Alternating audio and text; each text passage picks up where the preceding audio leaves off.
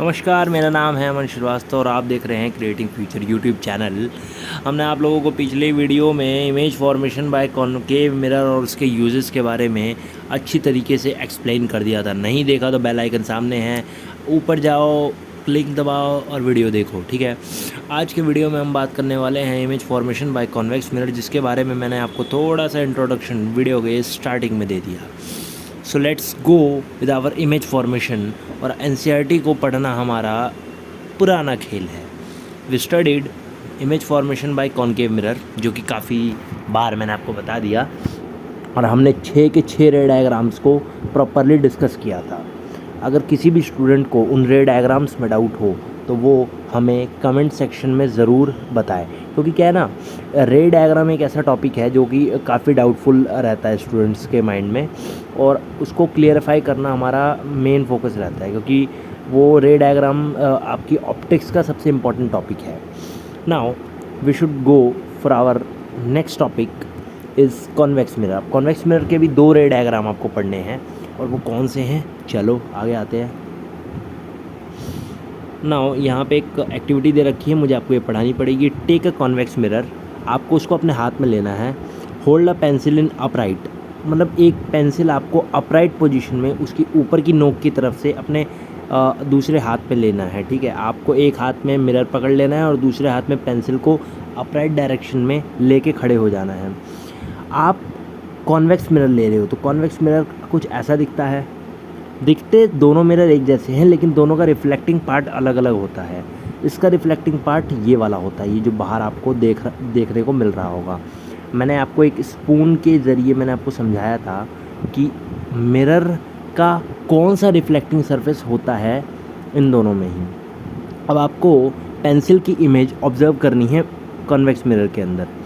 Is the image erect और inverted, is it diminish और enlarge. इसका कहने का मतलब ये है, क्या वो इमेज एकदम सीधी थी या इमेज वो उल्टी थी, या बहुत छोटी थी या बहुत बड़ी थी। अब आप पेंसिल को धीरे धीरे दूर लेते जाओ मिरर से। डज द इमेज, कैसा हुआ इमेज का, क्या हाल हुआ, इमेज बड़ी हुई या छोटी हुई, ये हमको इस एक्टिविटी से पता चलेगा जो अब हम आगे करने वाले हैं। सो लेट से हम इन सब को रिमूव कर देते हैं और आप लोगों के लिए एक नया पर्दा खोलते हैं। आइए, यहाँ पे असली लाइन दे रखी है। चलिए दोस्तों, यहाँ पे लिखा है we consider 2 position of object for studying the image formed by a convex mirror. हम यहाँ पे 2 पोजीशंस के बारे में बात करेंगे, सिर्फ इतना पढ़ने के लिए कि इमेज कैसे बनती है कॉन्वेक्स मिरर में। पहले हम ऑब्जेक्ट को इन्फिनाइट पे रखेंगे, यानी बहुत दूर, अनंत, सन की रेस के बारे में हम यहाँ बात कर रहे हैं। और दूसरी पोजीशन पे हम एक फाइनाइट डिस्टेंस, एक कुछ दूरी पर रखेंगे मिरर से एक ऑब्जेक्ट को। जो रे डायग्राम्स है दोनों ही केसेस में आपको यहाँ पे फिगर 9.8 में ए और बी पार्ट में दे रखे हैं, और यहाँ पे एक 9.2 टेबल है जिसके बारे में हम डिस्कस करेंगे कुछ देर बाद। चलिए आइए दोस्तों, सबसे पहले हम यहाँ पे ये वाला केस देखेंगे। अब आपको ये याद रखना है कि कॉनकेव मिरर में रिफ्लेक्टिंग पार्ट अंदर वाला होता है, यानी ये वाला होता है, और कॉन्वेक्स मिरर में रिफ्लेक्टिंग पार्ट बाहर वाला होता है। तो यहाँ पे सारा ही रिफ्लेक्शन कहाँ पे आकर होगा, बाहर की तरफ। आप यहाँ पे देखेंगे कि इन्फिनिटी, यानी अगर मैं सन का एग्जांपल लूँ तो सन से बहुत सारी रेज़ आ रही हैं, डायरेक्ट यहाँ पे इसके रिफ्लेक्टिंग पार्ट पे गिर रही है, और रिफ्लेक्ट होके देखिए यहाँ पे मुड़ेगी, ये यहाँ पे जा रही है, देखिए जा रही है। अब आपको एक रूल ज़रूर पता होना चाहिए कि जब भी कोई ray parallel to the principal axis जाती है तो उसको कहाँ से गुजरना होता है, फोकस से। मैंने आपको पिछली ही वीडियो में बताया था, इसीलिए कह रहा हूँ पिछली वीडियो ज़रूर देखें और एनसीईआरटी को रिवाइज करते रहें, क्योंकि ये काफ़ी इंपॉर्टेंट है। तो यहाँ पे आपको मैं अब यहाँ पे इस रे डायग्राम से आपको लगेगा ना, भाई इधर तो कहीं फोकस है नहीं। अब आप इधर देखो, यहाँ कोई फोकस नहीं है, यहाँ कोई फोकस नहीं है। ये रेस क्या कर रही हैं, डाइवर्ज कर रही हैं। रेस क्या कर रही हैं, डाइवर्ज कर रही हैं। यहाँ पे होता क्या है, कॉन्वेक्स मिरर में डाइवर्जेंस होती है। मैंने आपको पिछले वीडियो में और उससे पिछले वीडियो में भी यही समझाया था कि कॉनकेव मिरर में कन्वर्जेंस होती है। वो क्या करता है, लाइट को कन्वर्ज करता है, और कॉन्वेक्स मिरर क्या करता है, लाइट को डाइवर्ज करता है। यही रीज़न है कि कॉन्वेक्स मिरर को हम किसी भी हेडलाइट वगैरह में या फिर बहुत कम केसेस में एनलार्ज व्यू के लिए यूज़ नहीं कर सकते। लेकिन यहाँ पे आप ध्यान दीजिए, आपको मैंने पिछले वीडियो में एक केस बताया था कॉनकेव मिरर का, जिसमें अगर रेज़ डाइवर्ज होती हुई दिखे तो आपको उन दोनों ही रेज़ को पीछे मिलाते हुए जाना है, और दोनों ही रेज़ रिफ्लेक्टेड होनी चाहिए। देखिए ये भी रे रिफ्लेक्ट होके जा रही है, और ये भी रे रिफ्लेक्ट होकर जा रही है। तो आपको इन दोनों ही रेज़ को डॉट डॉट करते हुए कहीं पीछे मिलाना है और जहाँ ये मीट कर रही हैं वहीं पे आपकी इमेज फॉर्म होगी, और वो है फोकस, जो कि हमने पहले भी बात की थी। तो एक सिंपल सा रूल है, आपको याद रखना है। अगर इन्फिनिटी पे आपने ऑब्जेक्ट को प्लेस किया है, इन्फिनिटी समझते हो ना, बहुत दूर सन की रेज़ मान लो, वहाँ पे अगर आपने ऑब्जेक्ट को प्लेस किया है तो हाजिर है, ये बात सच है कि हमेशा ऑब्जेक्ट की जो इमेज फॉर्म होगी वो फोकस पे होगी, in any case, concave mirror हो या कॉन्वेक्स मिरर हो, ध्यान रखेंगे, ठीक है। नाउ इसका जो बी रे डायग्राम है, ये भी one of the most important रे डायग्राम में से एक है। इस केस को समझने के लिए आपको थोड़ा सा चाहिए दिमाग। क्या दिमाग चाहिए? हमने किसी सर्टेन डिस्टेंस पे पोल से एक ऑब्जेक्ट को रखा और हमने यहाँ से दो रेस को छोड़ा, दो इंसिडेंट रे, एक इंसिडेंट रे यहाँ पे, एक इंसिडेंट रे यहाँ पे। Okay good. सो एक इंसिडेंट रे जब हमने यहाँ पे छोड़ी, देखिए एकदम सीधे, then it was parallel to principal axis. तो ये कहाँ से गुजरनी चाहिए? फोकस से, बट ये रिफ्लेक्ट होकर तो यहाँ जाएगी। तो हम इसको पीछे मीट करेंगे, पीछे वाले फोकस पे। आपको ये चीज़ पता होनी चाहिए, कॉन्वेक्स मिरर में इस वाले सरफेस के अंदर, यानी इस पूरे सरफेस में ही फोकस वगैरह सारे प्रेजेंट होते हैं। ये कोई स्पेशल केस नहीं है कि बहुत नई बात है, ये चीज़ मैंने आपको पहले भी बता रखी है।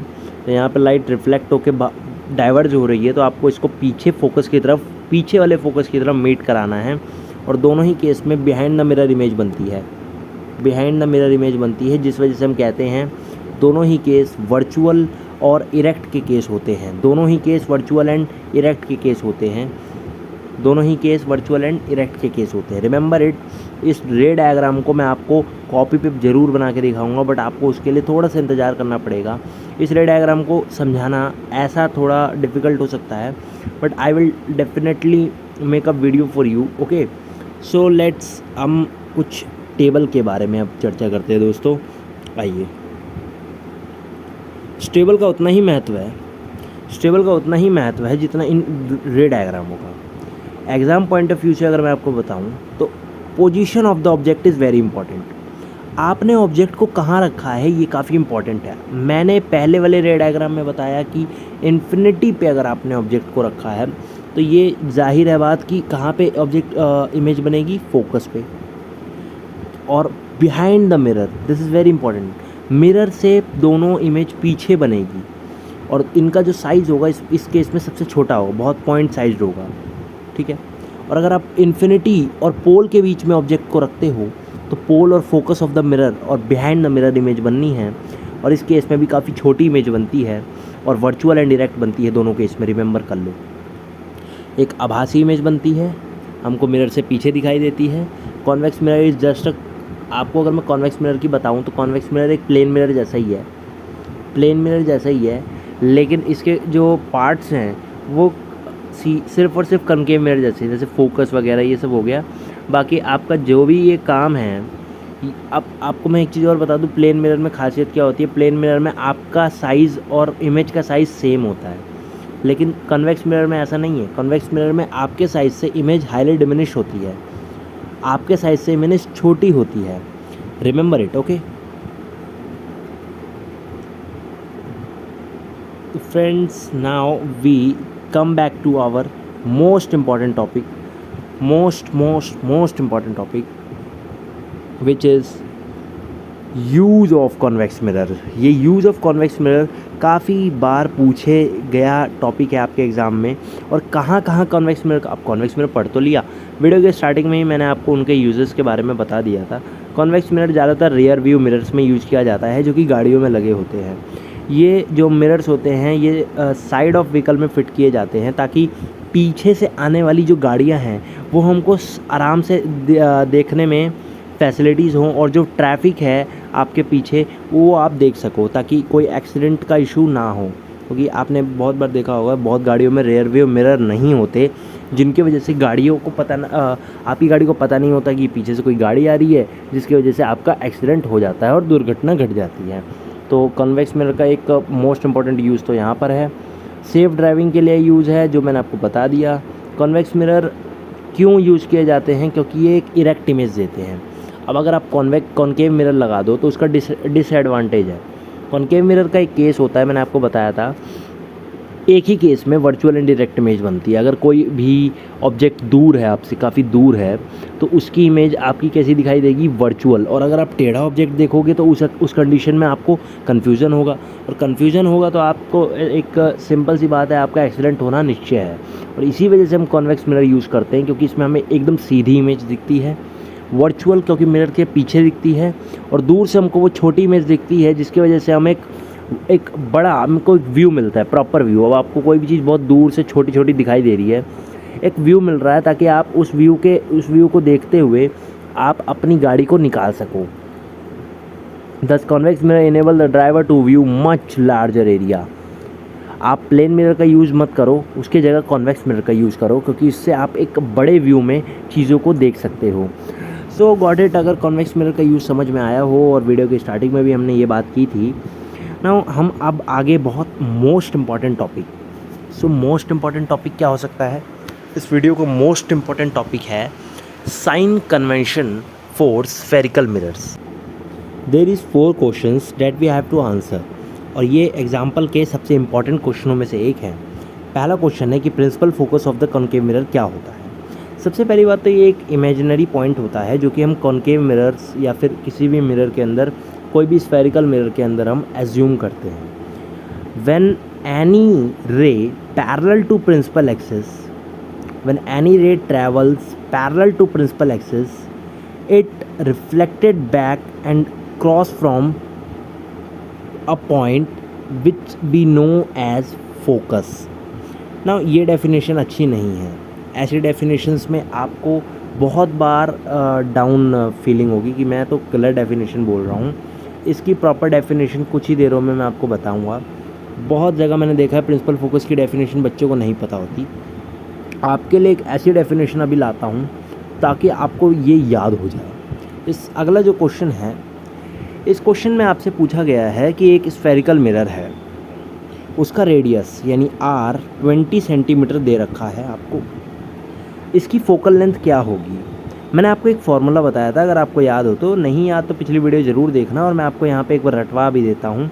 R = 2F। इस फॉर्मूले के according radius of curvature for any spherical mirror is 2 times of its focal length.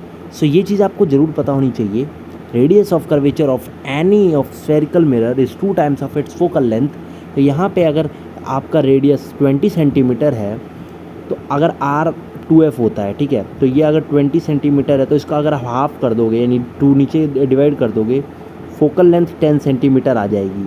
So ये दूसरे का आंसर आपका यहाँ पे 10 सेंटीमीटर क्लियर होता हो गया। ऐसा कौन सा मिरर है जो आपको इरेक्ट और एनलार्ज इमेज देता है ऑब्जेक्ट की? अब यहाँ पे बहुत सारे बच्चे सोच रहे होंगे वो होगा कॉन्वेक्स मिरर। कॉन्वेक्स मिरर ऐसा कुछ नहीं करता। कॉन्वेक्स मिरर इरेक्ट इमेज ज़रूर देता है, लेकिन एनलार्ज इमेज नहीं देता।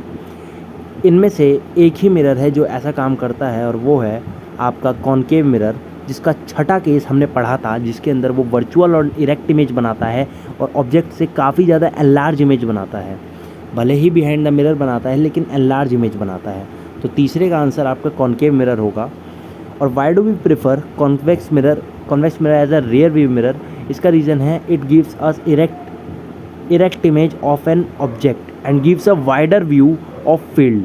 सो आपका ये जो चौथे क्वेश्चन का आंसर आपको मिल गया होगा, और जो पहले क्वेश्चन का आंसर है ये हम आपको ज़रूर देंगे। सो वेट एंड वॉच। और अब आगे चलते हैं। सो फ्रेंड्स, अब आगे आपका जो टॉपिक है उसको मैं लेता चलूँगा आगे। आइए, इस टॉपिक को मैं one of the most important topic का नाम दूंगा। और रिफ्लेक्शन ऑफ लाइट को अगर हमें ख़त्म करना है तो हमको ये टॉपिक के बारे में एक अच्छी नॉलेज होनी चाहिए। बहुत बच्चे मैं देखता हूँ ये टॉपिक क्या है, ये मतलब एक रूल्स हैं कुछ जो बच्चे भूल जाते हैं।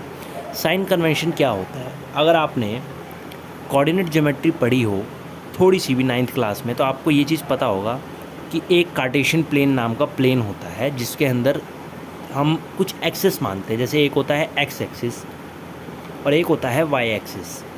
2 एक्सिस के बारे में हम बात करते हैं, और इस साइड के नंबर क्या होते हैं, पॉजिटिव होते हैं, इधर नेगेटिव होते हैं, इधर नेगेटिव होते हैं, इधर पॉजिटिव होते हैं। इसके बारे में आपको पता होना चाहिए। ये है हमारा कार्टेशियन प्लेन और इसी पे बेस्ड जो कोऑर्डिनेशन सिस्टम है, इसी पे बेस्ड हम एक कार्टेशियन साइन कन्वेंशन लेके आए हैं। इस कन्वेंशन के बारे में मैं आपको बताने वाला हूँ इस वीडियो के अंदर, और काफ़ी अच्छा भी है, आपको मतलब मैथमेटिक्स से जुड़ने का मौका मिलेगा। इतनी देर से आप थ्योरेटिकल चीज़ें पढ़ रहे थे। अब आपका पहला जो यहाँ पे पॉइंट है वो ये कहता है कि जितने भी ऑब्जेक्ट्स हैं वो स्फेरिकल मिरर के हमेशा लेफ़्ट में धरे जाएंगे। तो मैं आपको लाइन पढ़ा रहा हूँ। The object is always placed to the left of the mirror. This implies that the light from object fall on the mirror from left hand side. हमेशा याद रखें कि हर स्फेरिकल मिरर में लाइट लेफ़्ट साइड से ही फेंकी जाएगी, मतलब यहाँ से लाइट आएगी लेफ़्ट साइड से, और ऑब्जेक्ट भी हमेशा लेफ़्ट साइड पे ही रखा जाएगा। रिमेंबर करें, पहला काफ़ी इंपॉर्टेंट रूल है कि हमेशा आपको ऑब्जेक्ट कहाँ रखना है, left side of the mirror.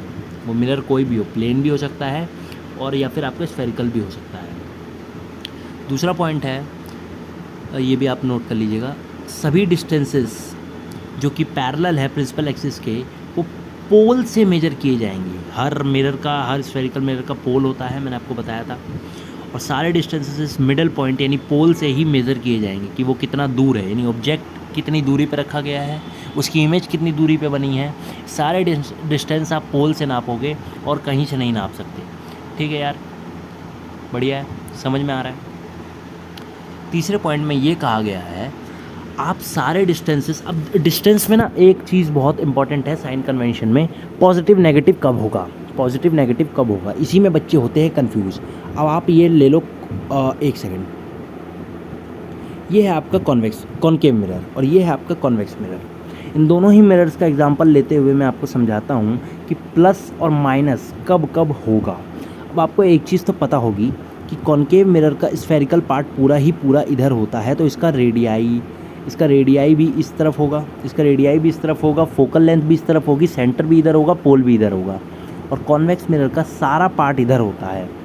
अब आपको मैं ये एक जो तीसरा पॉइंट है, इसके अकॉर्डिंग इंसिडेंट रे की डायरेक्शन में सारे डिस्टेंसेस पॉजिटिव लिए जाएंगे। अब इंसिडेंट रे कहाँ से कहाँ जाएगी, हमेशा आपको पता होना चाहिए इंसिडेंट रे लेफ़्ट में रहेगी, क्योंकि ऑब्जेक्ट लेफ़्ट में हम रखेंगे। अगर इंसिडेंट रे लेफ़्ट से जाएगी तो यहाँ के सारे डिस्टेंसेस जो कि इंसिडेंट रे की डायरेक्शन में है, जैसे कि मैं आपको यहाँ पे बताता हूँ, इंसिडेंट रे हमेशा लेफ़्ट से जाएगी, ये तो आपको याद है। अब यहाँ से आपको थोड़ा सा याद करने वाली चीज़ है, हमेशा लेफ़्ट से, यानी आप यहाँ से यहाँ रे भेजोगे, है ना, वो कोई भी मिरर हो सकता है, आप यहाँ से यहाँ रे भेजोगे, और इसके अपोजिट जितने भी डिस्टेंस होंगे, मान लो यहाँ पे रे जा रही है, ठीक है, और मेरा ऑब्जेक्ट कहाँ रखा है, यहाँ रखा है, तो इसकी जो डिस्टेंस होगा, ऑब्जेक्ट डिस्टेंस होगा, वो नेगेटिव होगा। आप लोगे माइनस में, डिस्टेंस लोगे माइनस में। बहुत लोग बोलेंगे भाई डिस्टेंस तो माइनस में नहीं लिया जाता, यहाँ पे आपको करना पड़ेगा, क्योंकि ये आपका एक रूल है, ठीक है, ये कुछ कन्वेंशन है जो आपको मानने पड़ेंगे। कन्वेंशन का मतलब ये होता है कुछ ऐसी एज्यूम करना, मतलब आपको मानना पड़ेगा ऐसा। अगर आप इस इंसिडेंट रे के इस तरफ ऑब्जेक्ट के डिस्टेंस या इमेज के डिस्टेंस की बात करोगे तो वो नेगेटिव होगा, किसी भी चीज़ का डिस्टेंस यहाँ पे नेगेटिव होगा। अगर आप इंसिडेंट रे के साथ साथ चल रहे हो, मान लो इंसिडेंट रे के उस तरफ अगर कोई भी डिस्टेंस है, वो आप पॉजिटिव लोगे। क्या मतलब है इसका, क्या मतलब है इसका, आइए दिखाते हैं आपको। आपके लिए एक साइन कन्वेंशन का PDF निकाला है, आपके चैप्टर के लिए है ये। बहुत बच्चों को क्या है ना, समझ में नहीं आता, तो मैंने आपके लिए पहला पॉइंट निकाला, सारे डिस्टेंसेस आप पोल से मेजर करोगे, पहला पॉइंट याद होना चाहिए। दूसरा पॉइंट ये है कि आप incident ray is taken from left to right, हमेशा इंसिडेंट रे लेफ़्ट से राइट जाएगी। Distance measured in same direction that of incident ray is to be positive. अब यहाँ पे एक तुक्का मारना है आपको। बहुत लोग बोलेंगे यार पहले बोलते हो कि रटना नहीं है, अब आप कह रहे हो तुक्का मारना है। यहाँ पे आपको कुछ ट्रिक्स याद करनी पड़ेगी, जैसे कि मैं आपको बताता हूँ, थोड़ा सा हम यहाँ पे आगे बढ़ लें। आपको यहाँ पे याद रखना है कि कॉनकेव मिरर में और कॉन्वेक्स मिरर दोनों ही में जो ऑब्जेक्ट का डिस्टेंस है, ऑब्जेक्ट कहाँ रखा है, ऑब्जेक्ट डिस्टेंस है, दोनों ही केसेस में क्या होगा, दोनों ही केसेस में नेगेटिव होगा। ऑब्जेक्ट डिस्टेंस कॉनकेव मिरर और कॉन्वेक्स मिरर के लिए हमेशा नेगेटिव होगा। ये चीज़ आपको पता होनी चाहिए, ठीक है। इमेज डिस्टेंस कैसा भी हो, इमेज डिस्टेंस अगर आपका इंसिडेंट रे की डायरेक्शन में है तो पॉजिटिव, और अगर उसके उल्टा में है तो नेगेटिव, जो यहाँ लिखा हुआ है। यहाँ देखो, यहाँ देखो, इस रे डायग्राम को देखिए, और अगर इंसिडेंट रे की डायरेक्शन में है, अगर आप इंसिडेंट रे की डायरेक्शन में हैं तो आप पॉजिटिव, और अगर आप इंसिडेंट रे के उल्टे में हैं तो आप नेगेटिव। अगर आपकी हाइट ऊपर की तरफ है, यानी मान लीजिए ऑब्जेक्ट आपने उस तरफ रखा है तो आपकी हाइट पॉजिटिव, और अगर आपकी इमेज या हाइट, ऑब्जेक्ट की हाइट नीचे की तरफ है तो वो नेगेटिव। ये चीज़ें आपको थोड़ी सी पता होनी चाहिए। अगर आप इंसिडेंट रे के अगेंस्ट चल रहे हैं तो आप नेगेटिव रहेंगे, उसके अलॉन्ग चल रहे हैं तो आप पॉजिटिव रहेंगे। तो ये कुछ रूल्स हैं जो आपको पता होना चाहिए। रेडियस कहाँ पॉजिटिव होगा, कहाँ नेगेटिव होगा, कहाँ पॉजिटिव नहीं होगा, कहाँ नेगेटिव नहीं होगा। So friends, you have to remember this, and one of the most important rule जो कि आपको यहाँ पे पता होना चाहिए। और एक चीज़ यहाँ पे मैं आपको सिखा दूँ, फोकल लेंथ, कनकेव मिरर की focal length negative, concave mirror की फोकल लेंथ क्या होगी, हमेशा नेगेटिव। याद रख लो, focal length negative, focal length positive, positive for convex और नेगेटिव फॉर कॉनकेव। ये पीडीएफ आपके लिए, मैं इसका पीडीएफ का लिंक आपके लिए मैं कोशिश करता हूँ, ये पीडीएफ आपके लिए डिस्क्रिप्शन में डालना मेरा काम है।